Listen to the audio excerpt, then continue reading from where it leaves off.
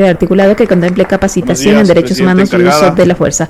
Asambleísta Alejandro Lara en la intervención 16. A mi querida provincia de Tungurahua, provincia a la cual estoy orgulloso de representar. Siendo esta la primera intervención que tengo yo en este 2026, quisiera decirles a todos los que conformamos esta Asamblea Nacional, que Dios les bendiga, que Dios nos bendiga y sepamos actuar de una manera correcta, porque detrás de nuestra espalda obviamente existe familia, sobrinos, hijos, que nos miran como ejemplo, y también detrás de nuestra espalda existen ciudadanos que han confiado en nosotros, que han votado por nosotros, con una esperanza de que hagamos un buen trabajo. Continuando con mi intervención, decía un asambleísta antes de que yo tome la palabra, de que este gobierno ha fracasado en la lucha contra el crimen organizado. Pienso que decir ese comentario es rotundamente falso e irresponsable, lo digo con muchísimo respeto, porque este gobierno, al mando del presidente Daniel Noboa, ha sido un presidente que ha enfrentado al crimen organizado de frente, sin pactos, sin convenios, sin tratos bajo la mesa, y claro, los hechos están ahí, los datos matan al relato, incluso a esos discursos que tratan de dañar esta buena gestión que ha tenido el presidente Daniel Noboa.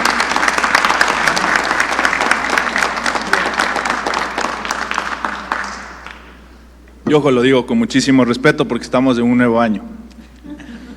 Entrando ya en el tema del debate, nosotros, esta asamblea, hoy asumimos una responsabilidad que nace desde un mandato directo desde la ciudadanía.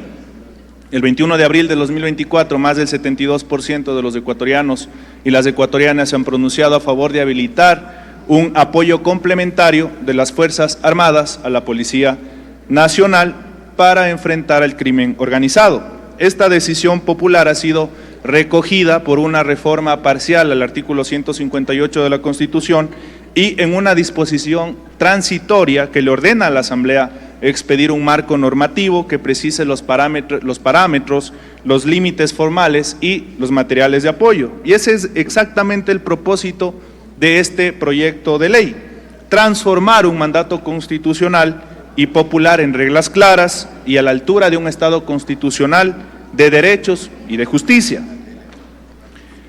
Ecuador actualmente vive una situación compleja de violencia estructural que es asociada obviamente a las economías criminales y a las organizaciones transnacionales que han tensionado al límite de las capacidades a la seguridad pública. En los últimos años, el Ecuador ha recurrido de manera reiterada al estado de excepción para hacer posible el apoyo militar en tareas internas. Este recurso, que fue pensado para circunstancias extraordinarias, terminó siendo como la única válvula de escape para enfrentar estas crisis que se presentan a nivel nacional, por lo que esta ley propone un camino distinto y mejor, un régimen jurídico intermedio, constitucionalmente habilitado, que permite actuar frente a las amenazas graves sin suspender los derechos, con reglas precisas, con controles claros y plena sujeción al poder civil.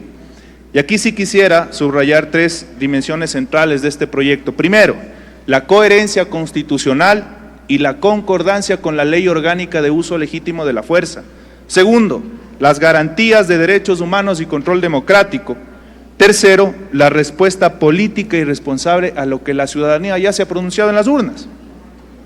Por su lado, la Constitución ya define con claridad cuáles son los roles de las dos instituciones, tanto de la Policía Nacional, que es la responsable de la protección interna y el mantenimiento del orden público, y por su parte las Fuerzas Armadas, que tienen como rol fundamental la defensa de la soberanía y la integridad territorial, con un rol excepcional y complementario en el orden interno. Y de hecho, la misma Corte Constitucional, en su sentencia 33-20-IN/21, ya lo recordó con precisión: las Fuerzas Armadas pueden participar en tareas de orden público de manera extraordinaria y complementaria.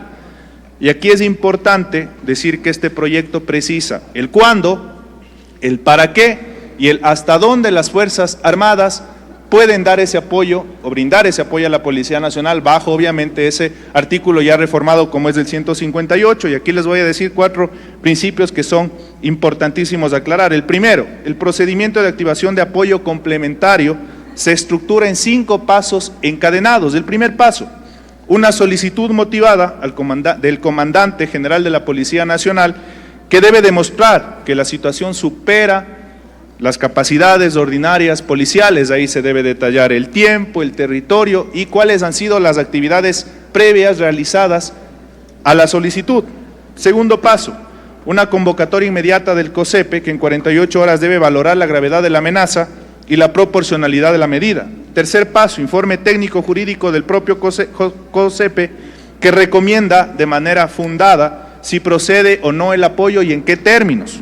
Cuarto paso, el decreto ejecutivo del presidente en un plazo máximo de 24 horas para que fije una base jurídica, ámbito geográfico, duración, delitos, objeto de intervención, contingente aproximado y mecanismos de coordinación con la Policía Nacional. Y como último paso, una notificación obligatoria a la Corte Constitucional y a la Asamblea Nacional para que obviamente hagan un control constitucional y un control político. Así evitamos, o así no hay espacio para las decisiones informales ni para intervenciones difusas. Todo va a quedar registrado, motivado y sujeto a control. Dentro del segundo principio, tenemos que el ámbito material de la intervención es estricto.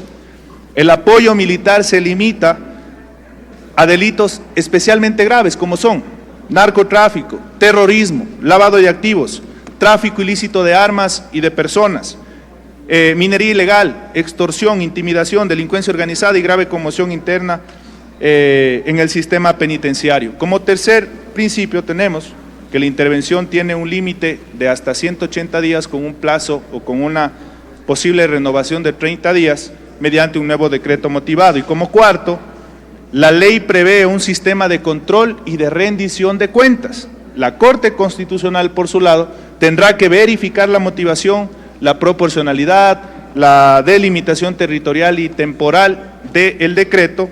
La Asamblea, por su lado, ejercerá por parte de la Comisión de Seguridad, ejercerá también un control político y podrá obviamente invitar a las autoridades a que comparezcan y rindan cuentas, y al finalizar de su intervención, de su comparecencia, tendrán que enviar un informe donde se detalle las operaciones, los resultados, las medidas de protección de derechos humanos y cuáles han sido las irregularidades que se han ido presentando. Por su parte, la Defensoría del Pueblo, la Fiscalía, el Ministerio de Defensa también habilitarán canales para recibir esas denuncias ciudadanas. Y como último, las servidoras y los servidores que participen en operaciones responderán administrativa, civil y penalmente por cualquier abuso o violación de derechos. Y para finalizar, colegas, nosotros hoy tenemos una oportunidad de cumplir o de honrar esos tres compromisos que tenemos. El primero, con la voluntad popular expresada en las urnas. Segundo, con la Constitución y el sistema interamericano de derechos humanos. Y tercero, el compromiso con las familias que quieren vivir sin miedo, sin perder el derecho a su libertad. Aquí no se trata de elegir entre seguridad o derechos humanos. Un país verdaderamente seguro necesita instituciones fuertes, Fuerzas Armadas, Policía Nacional bien equipadas, bien capacitadas y bien formadas, pero también necesita límites claros, con una supervisión también independiente. Y ojo, con la certeza de que quien se exceda tendrá que ser investigado y, de ser el caso, tendrá que ser sancionado. Solo así la ciudadanía confiará en las fuerzas del orden y obviamente ellas empezarán a cumplir su rol con legitimidad. Muchísimas gracias, presidente, por la palabra.